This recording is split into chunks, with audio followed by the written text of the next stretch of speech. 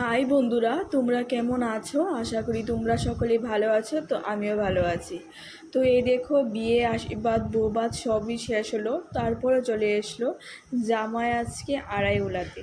তো এই দেখো কি সুন্দর করে আলপনা দেওয়া হয়েছে এখানে। তো আমাদের বাঙালিদের নিয়ম থাকে যে ওই দিন আলপনা দিতে হয়, তারপরে কিছু শ্লোক লিখতে হয় জামাইয়ের জন্য। জামাইয়ের যারা বদিরা থাকে তারা ওকে ফাইজলামি করে লিখে আর কি। তারপর তো এখানে তাদেরকে এখন আশীর্বাদ করে ঘরে নেবে। তো দেখো সবাই এখানে আশীর্বাদ করছে ওদের। আর আমাদের বাঙালির যে কী নিয়ম তোমরা দেখতেই পারবে।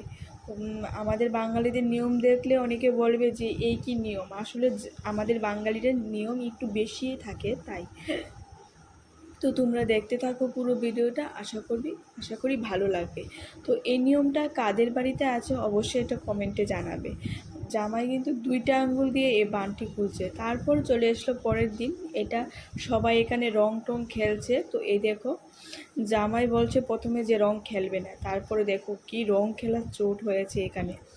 তারপর তারপর কিছুক্ষণ পরে ওদের বাড়ি থেকে লোক আসবে। তো তারা এখানে সবাই মিলে শালা বোন জামাই সবাই মিলে এখানে রং টং খেলতেছে। তো তারপরে আয়া পড়বো রান্না বান্না। তো এই দেখুন, এখানে চিলি ফিশের জন্য রান্না হচ্ছে। আসলে আমি চিলি ফিশের রেসিপিটাই একটু ভিডিও করেছি, আর কোনো ভিডিও করতে পারিনি, কারণ সব সম্ভব হয়ে ওঠেনি এতগুলো ভিডিও করতে।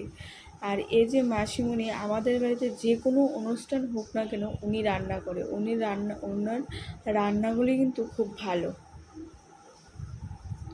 তো তোমরা কাদের বাড়িতে যদি ওর বাড়িতে দরকার হয় ওকে নিয়ে রান্না করতে একবার ট্রাই করতে পারো।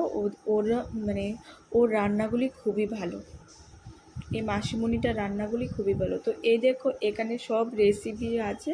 তো এখন ওদের বাড়ি থেকে ওরা এসে পড়েছে, সেগুলি আর ভিডিও করতে পারেনি। তারপরে সবার খাওয়া দাওয়া শেষ, এখন ওরা চলে যাবে, তাই আমাদের মনটাই খারাপ। তো ঠিক আছে, আজকের মতন টাটা, বাই বাই।